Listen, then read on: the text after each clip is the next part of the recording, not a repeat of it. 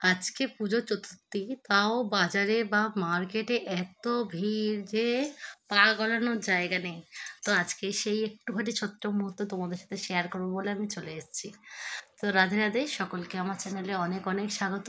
আশা করি আপনারা সকলে খুব ভালো আছেন। আপনাদের আর গোপালের আশীর্বাদে আমিও ভালো আছি। তো দেখো, তো সকালবেলা রান্না বসিয়ে দিয়েছি আর গোপাল সোনাদের দর্শন করে দিলাম।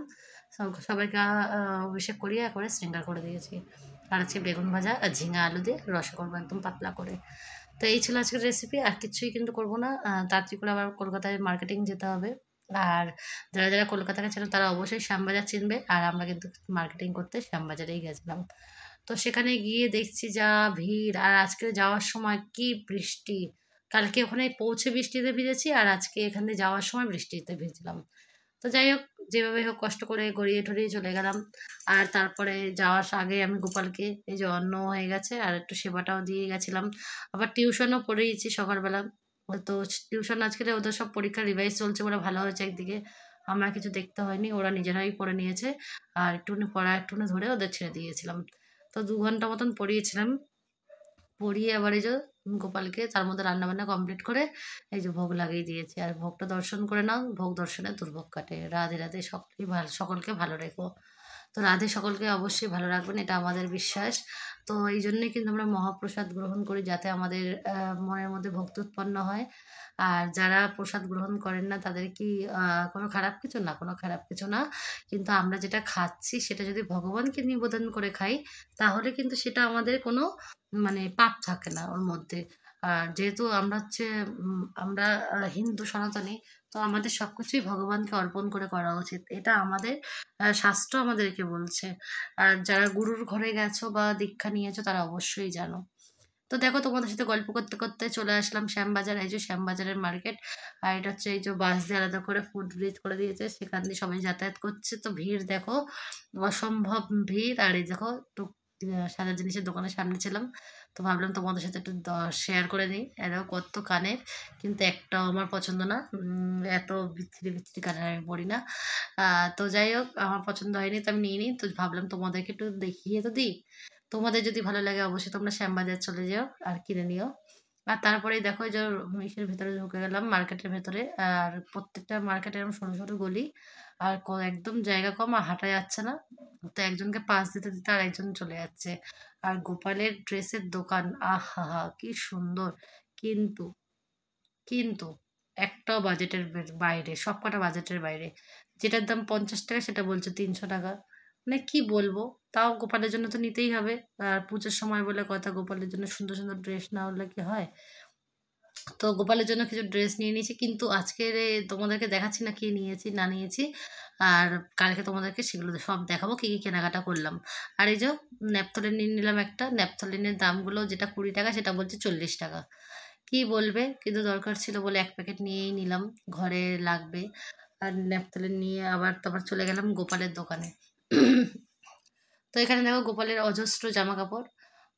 তো একটাও যে কটা জামা আছে আমার গোপালের সব পরা হয়ে গেছে। তো আমি নতুন কিছু খুঁজছিলাম, তো নতুন কিছু পেলাম না বলে এই দোকান থেকে কিছু নিয়ে নিই। হ্যাঁ, এই দোকান থেকে নিয়েছি। একটু হার নিয়েছি দুটো। আর আর একটা কি দিলাম যেন, হার একটা, ও হ্যাঁ, দুটো রাধাকৃষ্ণের হার আর একটা গোপালের হার। আর একটু চুল নেবো বলে দাঁড়িয়ে রয়েছে, তো দিচ্ছে আর না চুল। তো এদিকে আমাদের বাড়ি আসারও তাড়া রয়েছে, তো দেরি হয়ে যাচ্ছে, দিদি বাড়ি যেতে হবে। ওই জন্য আমরা কী করলাম, এই দুটো জিনিস নিয়েই প্যাকিং করে দিয়েছে, আমি নিয়ে চলে এসেছি। তো কারণ এতটা সময় দাঁড়িয়ে থাকার মতন সময় নেই, সত্যি কথা যেটা। আর এতটা ভিড় যে গলিটা শেষ করে বাইরে বেরোতে আমাদের মনে হয় 1 ঘন্টা লেগে যাবে, এত ভিড়।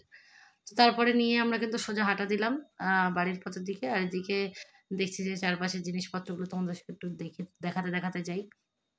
কারণ এই মেয়েরা এমন একটা জিনিস, মার্কেটে যাই দেখবে সব কিছু ওদের কিনতে লাগে। আমিও যেমন, আমার যা দেখছি সব কিছু মনে হচ্ছে এটা আমার ঘরে ছিল না, এটা আমার ঘরে নেই, এটা আমার দরকার। তো মানুষ এতটাই হ্যাংলা হয় যেটা আমি জানতাম না। তো আমিও প্রচণ্ড হ্যাংলা। আর এই দেখো দেখো, এই যে সেই আরজিকর হসপিটাল, অবশ্যই তোমরা সকলেই জানো আরজিকর কাণ্ডের কথা। তো আজকে তোমাদেরকে একটু দেখিয়ে দিলাম, এত নোংরা জঘন্য কাজটা এই হসপিটালটা হয়েছিল। তো কি বলবো, আর মুখে কোনো ভাষা নেই। তো এর কোনো প্রতিবাদ তো হলোই না। আর মানুষও সব ভুলে গেছে। তো মানুষ কোনো কিছুই মনে রাখে না। নিজের সন্তান বা নিজের স্বামীও মরে গেলে মানুষ 2 দিন পর ভুলে যায়। তো ওটা তো আমাদের নিজেদের কেউ হয়ই না, তার কথা আর আমরা কি মনে রাখবো। তো যাই হোক, আমি ভগবানের কাছে কামনা করি মেয়েটার জন্য সদ্গতি হোক।